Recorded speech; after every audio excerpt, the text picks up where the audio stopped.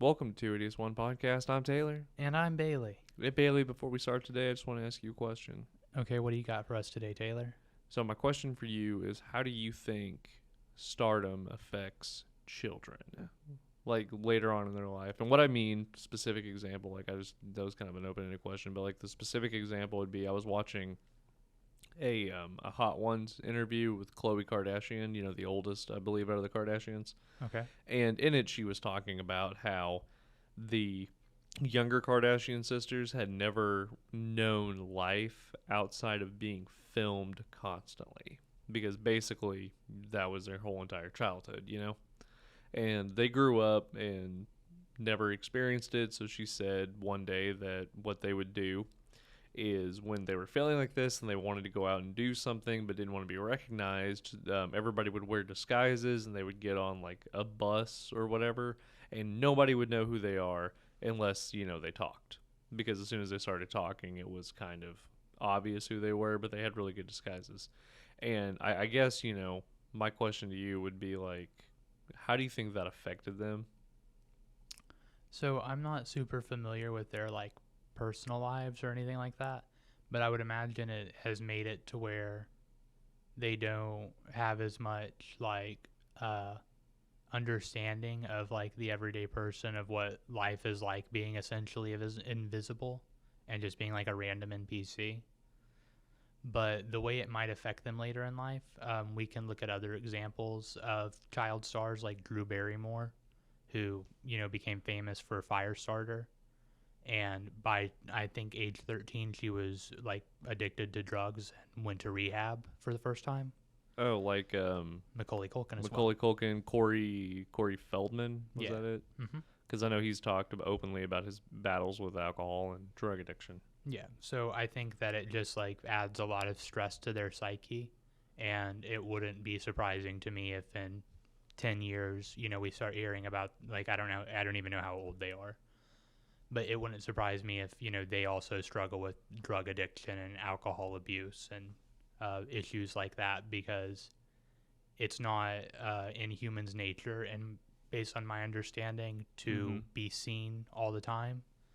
And I think that it's probably very negative for the human psyche. So what if we reverse the question and say that the person had always been filmed from the moment they were born up until the day that they either die or decide, I'm exiting the show, I don't want to do this anymore? I think that if they were aware that it was happening and that it wasn't normal, they would probably have the same issues that real world people who are child stars are. Mm-hmm. However, if they were unaware, I think that they would just live a super average life unless they somehow became aware, which reminds me of our show today, actually. The Truman Show? Yeah. Oh, dude, I love The Truman Show. It's a super solid movie. It was directed by Peter Weir. Is that how you pronounce his last name? I think so. It's Weir, or I would say Weir. Weir? Wire. Were? I thought it was were, but Weir. I don't know. I honestly don't know. Yeah, we're going to call him Peter W. Yeah, that works. And it was written by Andrew Niccol, which also, I'm not sure if that's how you pronounce it. It's Niccol. Niccol? Niccol. Anyway, the main person in this one, and this is one of, Jim Carrey, one of his first serious movies. And I think that he does an excellent job, because this came before Eternal Sunshine. Yeah, it was about 6 years before, because I think Eternal Sunshine was 2004 and this was 98. Mm-hmm. So what would you, on a scale from 1 to 10? 1 to 10? Yeah, 1 to 10. We're going to spice things up a little bit. Yo, can we do 1 to 5? I'm more comfortable with that. Oh, okay. No, we can do 1 to 10. I would give it a 9 on a 1 to 10 scale, and a 4.5 probably. A 4.5. So to me, this movie it's great commentary on the human condition. Mm-hmm. And it's also great commentary on the way social media affects the lives of people today, because some people who are really into social media basically star in their own reality show. And I would argue that all of that was in a sense predicted by this movie, So I would give this a 4 out of 5. What about on a scale from 1 to 10? 1 to 10, 8 or 9. I would say like 8.5. We'll say that. Like it's good, but I think like an 8. Um, you're right. It is. I mean, it's a story of Truman, who was an unwanted baby, and this dude decides that he is going to take this child and literally construct a whole entire TV show that runs 24/7, unedited, uninterrupted, watching Truman, and call it The Truman Show. Christoph is his name, right? Yeah. Yeah. And kind of an interesting concept, I would say, more than anything. It's extremely interesting. Like the thing that really got me with this one is, so one thing that I want to talk about before anything is product placement. In like the way that they do things in this movie was super interesting with the product placement, because the first instance of it that you really see is when he's talking to the twins, Right. which, by the way, they were police officers. Were they? Think. Yeah, they were like police officers, from what I read. I thought they were businessmen because. No. Like in real life. I'm sorry. Yeah, no, in real life they were like, twin police officers, and they were there, and the director was so inspired by them and really got to know them that he gave them a small role, which was the twin businessmen, who then shoved Truman up against this sign. Yeah. And then make sure that you have it in frame while they're talking to him. Then there's one point where he tries to move, and they kind of like push him back to make sure that the shot's perfect. Yeah, and this happens multiple times throughout the film. Although the best one is when his wife, Meryl, does it for the what is it, like the coffee or the cocoa powder. Yeah. Starts talking about the where does it come from? The mountains of Nicaragua. Yeah, exactly. And he's like, what does it have to do with anything? Yeah. Like, why are you doing this? It happens right after he discovers that something's not right, and he's trying to talk to Meryl, who is playing his wife, about it, and she's like obviously super uncomfortable, and her defense mechanism is shooting to product placement. Yeah, which was super funny. Yeah, it was that, like, stuff like that is like really funny to me. Like it really sets the tone for the film, because there's a very clear split between like everyone around Truman and Truman.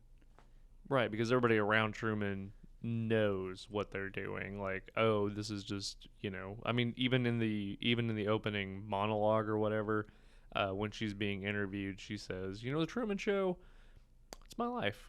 Yeah. But it's a job, So that for me set the tone, with it being, for him, it is literally his life. It is all that he has ever known.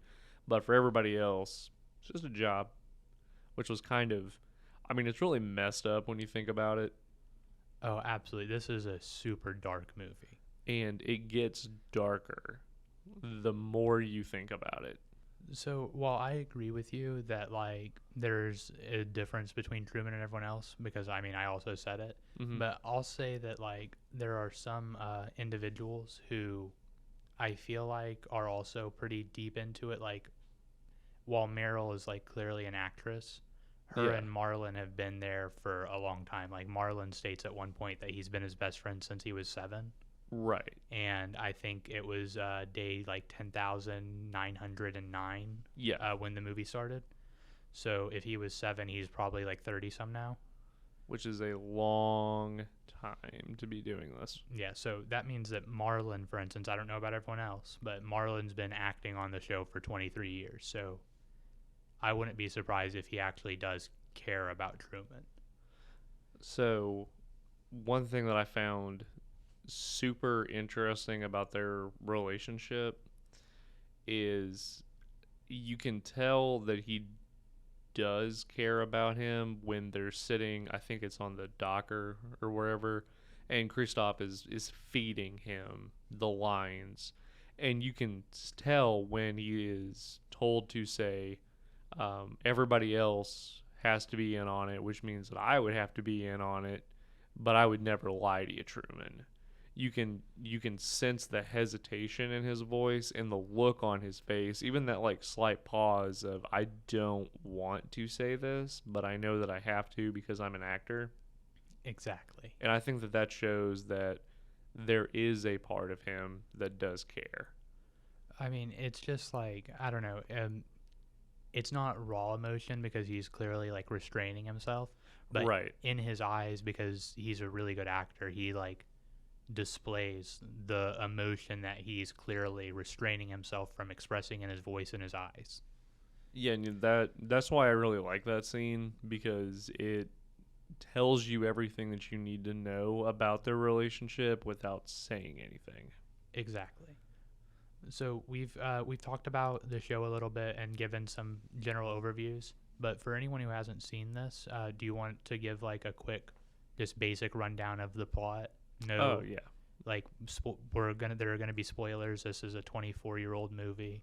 Yeah, I mean if you're listening to this, it's obvious that you've seen it, and you want to know our opinions and takes on it. But for anybody that hasn't and just wants to know what the movie's about, we kind of explained it with Truman's an unwanted baby who is adopted By a corporation. by a corporation, which the head of that is Christoph, who is a documentarian, I think is what it is. I don't know if it's ever stated, but basically, He's making a living documentary, is what it is, but he has constructed a man-made city that is in a dome that is so big it can be seen from outer space, and inside of this dome is the town of what is it like Sea Haven. Sea Haven, and Sea Haven is the town that he has constructed for Truman, where Truman does not know what is going on, but there are over 5,000 cameras that they have placed that are recording his every moment, everything from the time he gets up, goes to bed, everything. And people tune in like all the time. It's a broadcast that is never interrupted, goes 24/7, so you can just tune in and see what Truman's doing. Everybody else knows that it's not real, but they have to convince Truman that it is. So he is basically living his life as a lie and doesn't know it until one day he does. And that's basically the whole point of the movie, is Truman finding out that his whole entire life is a lie. Yeah, and his basically him escaping this TV show, this reality that has been created for him. Which, when I was watching it, I think this is like the third time. Oh, I've seen it a lot more than that. I like it, but when I like something, I don't want to watch it too many times. But this was the first time that I really thought this was about a midlife crisis. Like, this is the representation of a midlife crisis. Okay, you want to elaborate on those thoughts for me? Okay, so it was I looked it up. It was originally supposed to be a like coming of age thing. He was supposed to be rebellious and just out of high school, but it becomes a midlife crisis because of Jim Carrey's age. But it is a man who has lived his whole entire life in the same place, being too afraid to really do anything, to go out. Like, he's on an island, but he can't go anywhere. All of his friends have done it, and he wants to do it. He wants to go to Fiji, which later is revealed why he wants to go to Fiji. But he wants to travel. He's always wanted to travel. He's always wanted to explore, even at a young age. Has been told by everybody around him that he can't do it. And one day he wakes up and goes, why not? And just decides to do it late in his life. But he wants to do the things that he wants to do, not what everybody else does. So I think that it's a representation of a midlife crisis for that. That waking up halfway through life and going, I have nothing to show for in my life. What has been the point of me living? So that's fair, but I disagree with you said late in life. Well, He's like 30. okay. He is. So that's why. So it's a midlife crisis. But the way that I'm looking at it is, later in his life. So that was poor phrasing on my end. So I apologize. I was just being a dick. I thought it was funny. But no, I I see it as a midlife crisis more than anything because I was watching it and his friend Marlon even says because he asked him he's like, what was it like when you were traveling around for the what was he like a fisher or something, trying to like a fishing boat or something. Are you talking about the manufactured psychological damage that Truman received by Kristoff in order to make him afraid to leave? Yeah, which was genius, first of all. So, how that happened was his dad was a fisherman, and he went out with Truman, and then I guess he wanted to create the fear in Truman, so Kristoff, quote unquote, killed his dad, which is the actor that was playing his father, in a boating accident while Truman was on the boat. And obviously it was, staged. The dad was fine, and that's actually what launches Truman into thinking that that there's something wrong because he sees his father as a homeless man on the street. Like 22 years, I think, after he allegedly died. So I would argue that it starts when the light falls. When he's walking outside for the first time and the light falls down. And according to the radio, there was what was it? A plane. Yeah. Yeah, that's flying overhead and then accidentally dropped some items, and that was one of them.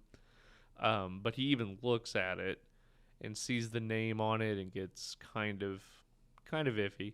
If you want to go back even further than that, when he was in high school with the love of his life, Sylvia, which I can't remember what her name was. It was Lauren. Lauren, yeah. It was her. She was Lauren, but her real name was Sylvia. Yeah, the actress in the show inside the movie. Yeah. So that's gonna get real confusing. But she even breaks character and says, they're lying to you. None of this is real. I'm the only one. So I would say that kind of started it, but then he forgot about it. But he didn't, because he asks where you're going, and the dad mouths off, we're moving to Fiji.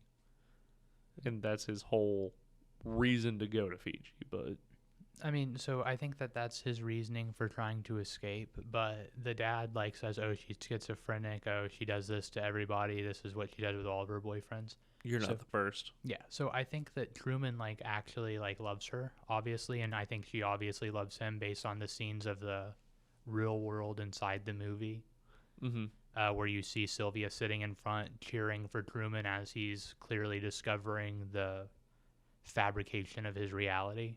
That everything has been a lie. Yeah. And she's cheering, she's excited about it because he's going to break free.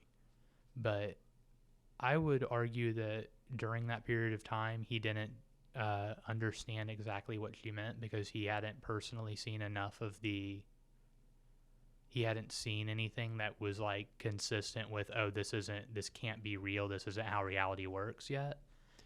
And it was just a one-off thing that happened one time, and then, when we start the movie, it's probably what would you say, 10 years later, 8 years later, because I think he was in college during that. Was it college? Because to me it looked like high school. So I think that it was college instead of high school, and the reason I say that is because during one of the scenes at the Truman Show fan bar. Yes. You know what I'm talking about? One of the outside world scenes? Mm-hmm. Where the whole thing is dedicated to him. Yeah, and they're the two bartenders that are talking, and one of the bartenders says, "I can't believe he married Meryl on the rebound." And in it says that he married Meryl after college.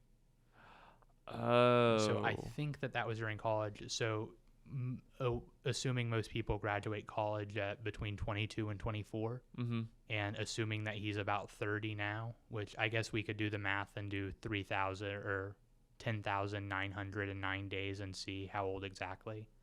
But regardless, so it's been 8 years, and he's obviously still thinking about Lauren or Sylvia, but there's no indication that during that time skip he was suspicious of his reality. Okay, well let me throw one at you real quick. Okay. What if it was high school, he married her on the rebound because, like you said, Marlon was there since he was 7. Yeah. So and the whole thing was fabricated, so why Why wouldn't they go to high school together and then go to college together as well? Oh, I mean, I'm sure they did, but like I said, I think there's a quote in the movie that says that he married Meryl after college, which is why I would imagine that during that period of time, it was probably college, Mm-hmm. which it very well could be high school. I have no like actual evidence. It's just context clues from it that makes me think that, but I don't think that strongly enough to say for sure that that's the correct thought, you know? Okay, yeah, no, I get what you're saying. I'm saying that's what I think, and that's why I think it, but I'm not saying this is what it is because I can't definitively say.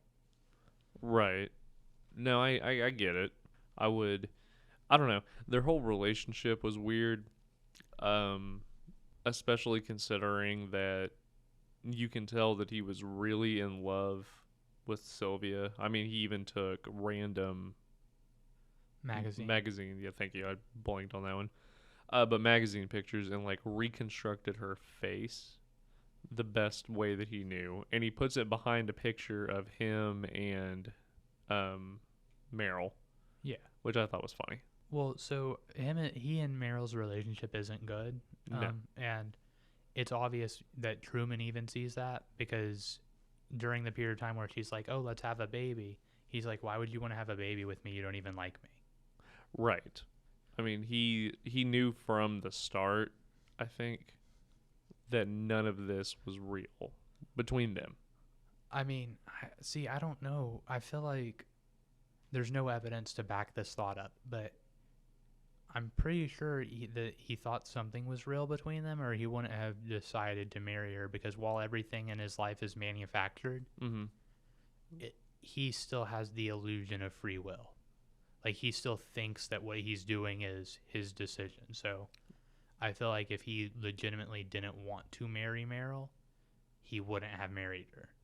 Well, no, I don't think that he. I don't think he wanted to marry her at all because it's obvious that Sylvia is who he loves and wants to spend time with. Because when you talk about the first time, well, I don't even know if it was like the first time or whatever, but when she was doing her cheerleader thing and then falls down in order to gain his attention because he's staring at this other girl, which Yeah. was Sylvia.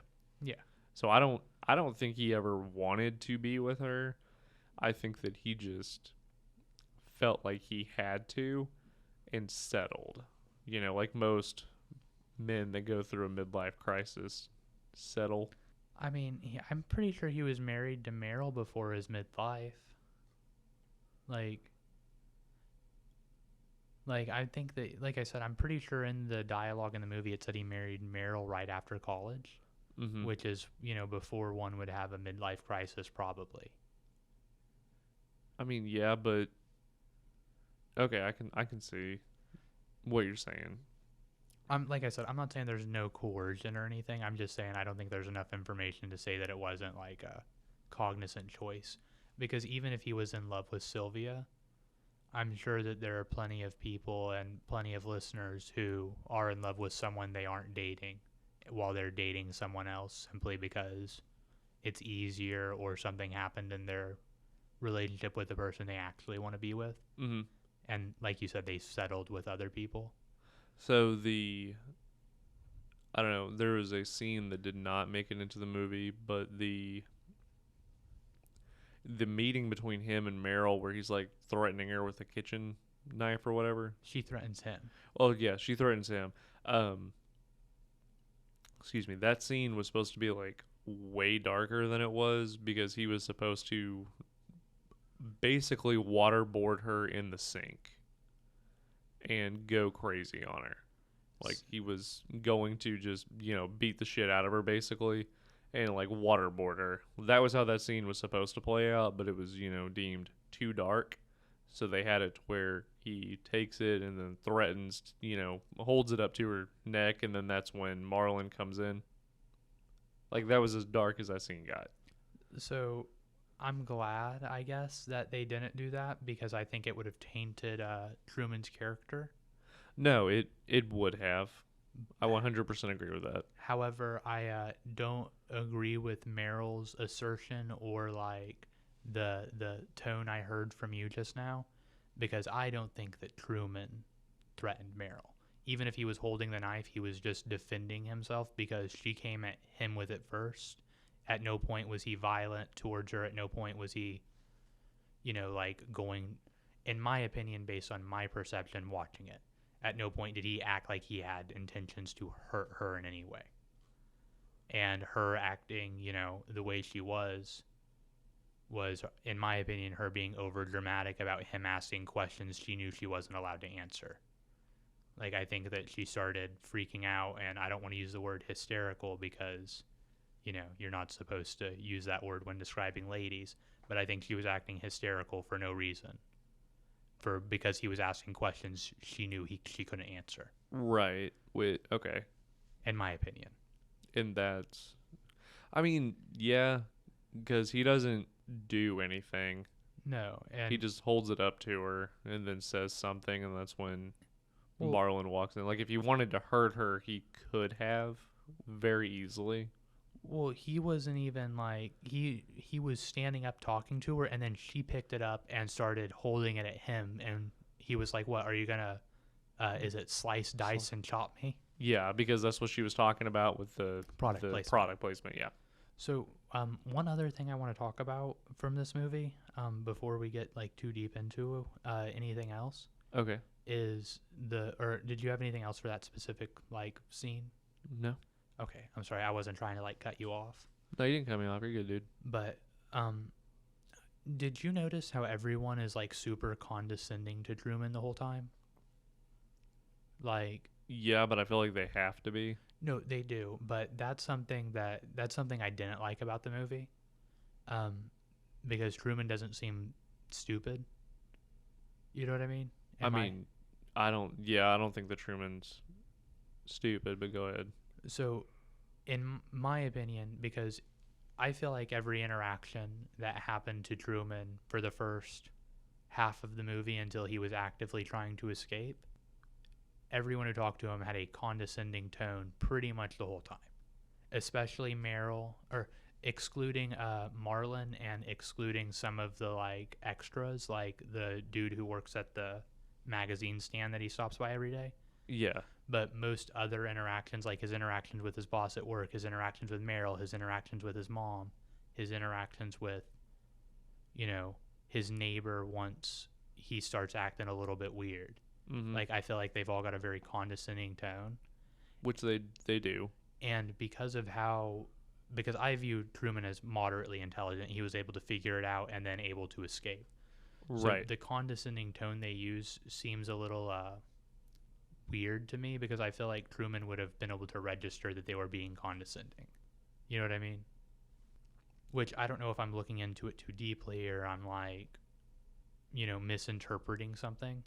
But it's something that on this watch through I caught it a lot more, and it didn't seem like it fit to me. Like, that's part of what negatively impacted my score. I think you're looking into it because how would he know? I mean, everything has been manufactured for him, because Christoph even says, that once you go out that door, then the world that I have created for you is infinitely better than the things that you will experience out there. But how would he know what condescending is if it was never taught to him? Because they do kind of manufacture what he learns and how he learns, right? I mean, that's fair, because even in, like, when he goes into the not realty, what's the travel agent? Yes. Yeah, the travel agency.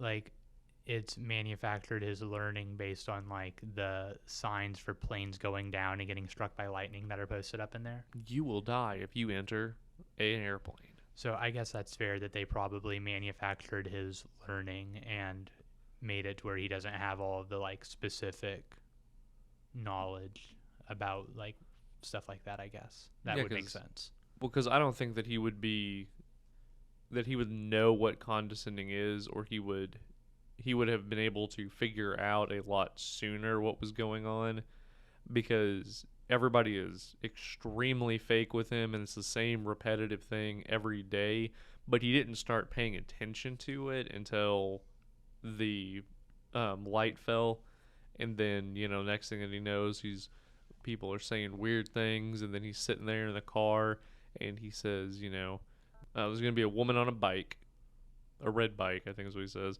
a man holding flowers, and then a Volkswagen with a, what is it, dented in the I think it's a bumper or bumper. dented fender or something. Yeah. And then it happens, and he's like, they've been doing that all day. They make a circle, and then they come back around.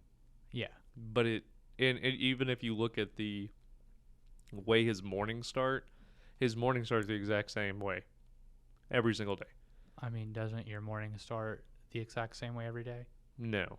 I thought you said all of your mornings start with you going, I have to get out of bed. No, I don't do that. We talked about this like 2 episodes ago.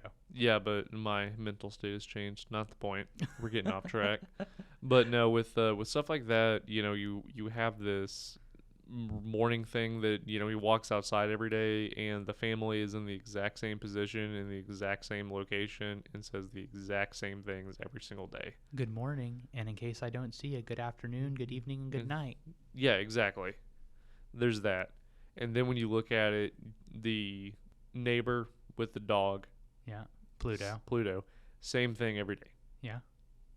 I would argue that he had been so accustomed to it and had learned a certain way and been conditioned, that this was all normal, that he wouldn't have been able to notice the condescending tone, because if he had, would have ruined the whole movie. I mean, okay. I might be like reaching for it there, but I mean, yeah, I could have been reaching for the condescending tone, I mean that's fair. What else did you want to talk about with it? Because like it's a super deep movie. So, you ready to go down a layer of deepness? Yes. So, one of the quotes from the movie that I really liked is, "We accept the reality of the world in which we are presented. It's as simple as that." And it's a line that Christoph made. So, do you think that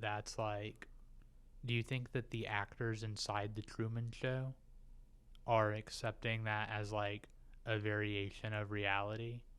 No, I don't think that they're accepting it as a reality. They might be accepting it as a reality for him, but not their own reality, because they know that it's not. That it's like it's a job. So I agree with you. Mm-hmm. However, I'm going to argue against you, and here's why, or here are the examples I'm going to give. So, did you remember the bus driver when Truman tries to leave town, who intentionally like grinds the gears of the bus to make the bus break down so that he can't leave? Do you remember that scene? Yes. Okay. So, do you remember the scene when Truman was trying to escape at the end of the movie, and Christoph was going to send The boat. Yeah. And he does the same thing. Yeah, same individual, same actor, and does basically the same thing. What if that's just his? I mean, he does say they're actors. Right. Okay. What if he doesn't know how to actually drive the bus? I mean, well, no, the bus moves. Like, when Truman doesn't get on the bus leaves. You see that in multiple scenes, the bus driving away. But who is driving the bus? I mean, I would wager it's him, because what I think that the bus is it's just like, it's a thing on a loop, and the only reason it didn't do its loop was because he was on it. Exactly. So instead of it doing its loop, the bus driver manufactured the bus breaking down. Okay. So that, in regards to my question about the actors living in that reality, or associating with that reality, so that is him making a conscious decision to not let Truman leave, right? However, when that guy does it for the boat, you could take it at face value, like with what Christoph was told, that, oh, they're actors, they don't actually know how to drive the boat. Or the way I interpreted it is that that person is accepting that the reality of the show needs to end because Truman's become aware. And he doesn't want to stop Truman from escaping, so he's like, oh, I'm not going to pilot the boat to go get him, because he's accepted that this reality that he's been a part of is ending, And another example that I would give is with Marlon's character, because there are various points throughout the plot or throughout the movie, which we've already talked about, the scene that I'm going to mention specifically, when he's talking to Truman and he's like, if, you know, everyone's in on it, that means I'm in on it too, and I wouldn't lie to you. Right. I would say because of the pain you can see in the character's eyes when he's being made to say that, he's accepted himself as a part of that reality. Even if he knows he's an actor in it, he's accepted that Truman actually is special to him. Truman actually is important, and he's accepted that he is a permanent part in this reality to help support Truman. You know what I'm saying? I know it's a little convoluted, but that's my thoughts on it, that some of the actors in there are accepting it as a part of reality and then willingly letting it go by, not driving the boat to get him and not trying harder to stop Truman. Yeah, but I don't think that makes it their reality, because their reality is different, and maybe you're right when they accept that they're a part of his reality, but because I thought we were talking about their realities. Yes, their reality as a character inside the show. You know what I'm saying? Or inside the show, inside the movie.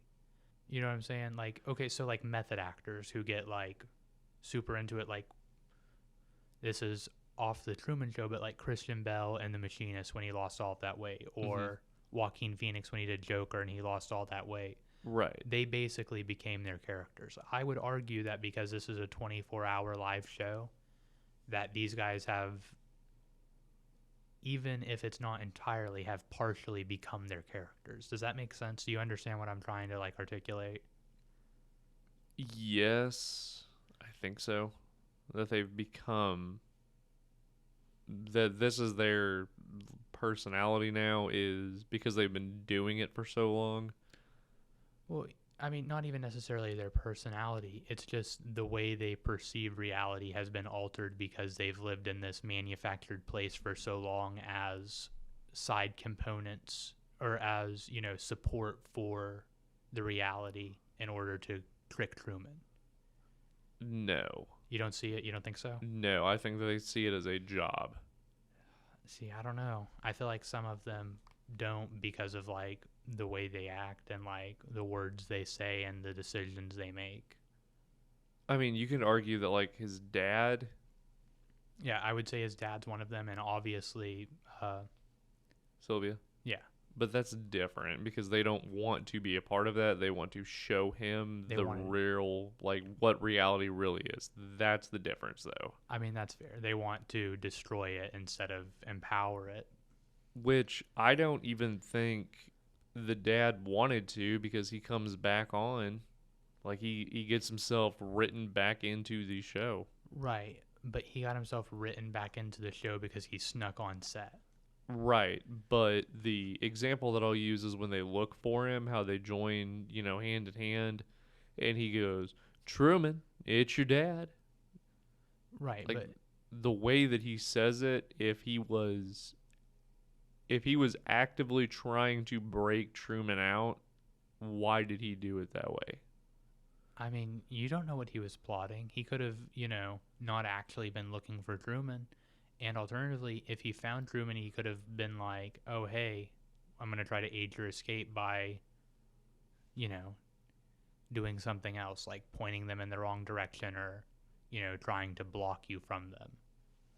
Yeah, but he gets together with a whole group of people is what I'm saying, though. Right. But his motives aren't explicitly shown. And because of his motives for sneaking onto the show in the first place, it could have just been, "Oh, I miss Truman, I want to be back on the show." Or it could have been like, "Oh, I want to see him and hopefully be able to talk to him to convince him to escape." Or to explain to him that he's trapped and he should try to escape. Or it could be that he hasn't seen success, and the reason that he's dressed like a homeless person is because he really is a homeless person, because this was the only thing that he had going for him. That's super possible. So now he wants to be back on the show because the show has obviously gained a lot more popularity in the amount of time that he's been gone. So he wants to reap the benefits of that, and he's just, pissed off or something. I mean, there's it doesn't really go into it. It could be that you are correct in this instance, since I'm just trying to play devil advocate here. And it could be you're correct. Well, no, it could be correct because he wants to, he sees Truman and then has that emotional connection to him, when he meets him for the first time. And that's why he came back, because he just wanted to see him. He wasn't like the other people that appear on the show just because they are on the show. Right. That's why. So it could be that. It could be that this is his reality and he sees him like a son because of that, I don't know. There's a lot of things with his character that they never really go into detail with. Like, he's a big part of the movie and really the major catalyst for why the film happens is because he shows up. Right. But they don't do anything with him. Right. I mean, they don't. Yeah, I agree with you. The main reason for him is in Truman's childhood was to help manufacture Truman's, aversion to water and flying and his fear around stuff like that. Right. Like, that was his whole role. Yeah. And then now that your dad has died because of you, because he says, the storm, I don't like the look of the storm. And then Truman goes, oh, come on, Dad, we can go a little bit further. Like, now it's because of him. Right. So, I don't know. The dad character was one of those that I was a little iffy on, just because there was so much potential with it. Like, Mom didn't have any potential. There was no point in really having her, but she got more screen time than Dad did. Yeah. So, plot-wise, I don't know on that one. But one thing that I do want to talk about is how egotistical Kristoff is with the conversation that he has with Sylvia. Because you can, he immediately knows who she is, and it's obvious when she calls in that her whole point is to get Truman out of there because she actually cares about him. And then his whole thing of, he can leave anytime he wants to. If he really wanted to leave, we wouldn't be able to stop him. I mean, it's so the reason that I'm saying that it's egotistical is because when it happens, and he's actually trying to leave, he tries everything in his power to stop him, and then just accepts it when he knows there's no point. Yeah, when he knows that his option is to accept or kill him, he's like, okay, I accept it. But he doesn't kill him because someone says we can't kill him. There are millions of people watching. See, I don't think he would have killed him anyway, because So I'm going to use this as an analogy. Okay. Or I don't know if analogy is the right word. So Kristoff is basically God of Sea Haven. He is God. In Truman's world, Kristoff is God. Like, God does not exist. There is only Kristoff. Right. So from that perspective, I would say that that's how Kristoff sees himself as well. He sees himself as Truman's protector. Right. So, causing the trauma that gave him the aversion to water by quote-unquote killing his dad was him protecting him so that he could keep him safe on the island. All of the, even the attempted quote-unquote drowning at the end when he's hitting him with the storms and stuff was him trying to maintain his control because, like you said, he's super egotistical. He sees himself as God in control. Right. But I think that he's also, like most religions' archetype of God being loving and caring, I think he also loves and cares for Truman because Truman did live like a pretty good life. Because Kristoff could have put him in, instead of Sea Haven, a super safe city, he could have put him in like a ghetto somewhere. Or he could have made Sea Haven like a ghetto or crime-riddled or, seemingly dangerous instead of making it like a picturesque, nice place. Right. And I think that realistically something like that would have worked just as well because of the popularity of shows like Shameless and stuff. But that wasn't around at the time. Right, but there were other shows like, I guess Sopranos was also a year later. Yes. My point is... But even the Sopranos weren't ghetto. No, but it was dark. What I'm saying is he chose to put him in like almost like a... Utopia? Yeah, like he put him in Christoph's idea of a utopia, where he could have put him in Christoph's idea of a dystopia. Like, this is more Brave New World than it is 1984. I mean, Both. yeah, but so my argument to you is that he doesn't care because when he is trying to leave, he talks to him, answers his questions, and then blatantly tells him that nothing outside of there is going to be better than what you have in here. You need to stay. Right, but If he truly cared about him, then he would go, show's over. That's a wrap. Get out of here, kid. so see, I disagree with that too, because even overprotective parents who don't let their children do anything or something, it's not because they don't love them and aren't trying to protect them. It's because they're scared of them getting out. So his reasoning for not wanting Truman to leave could be that, he doesn't like Truman and he's an asshole and he just wants to make money by keeping him in this prison. Right. So that he can receive viewers and, do product placement forever and be, extremely wealthy. Set for life. But because of the amount of money that he put back into the show, because at the beginning they talk about how they started with one camera and now they have over 5,000 and it's grown so big.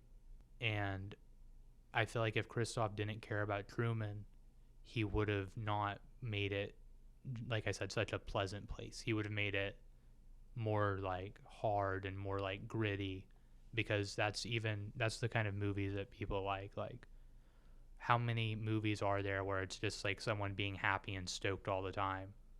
Most of them have like bad things happen. And the plot of the show within the movie The Truman Show was just a slice of life, mostly positive, because they didn't generally let bad stuff happen.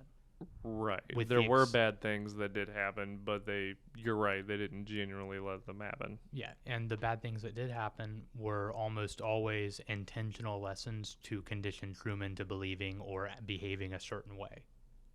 So, it could be a cruel, mean, uncaring God, or it could be a loving, caring God that, is under the impression that the best place for Truman to be is in the safety of Sea Haven.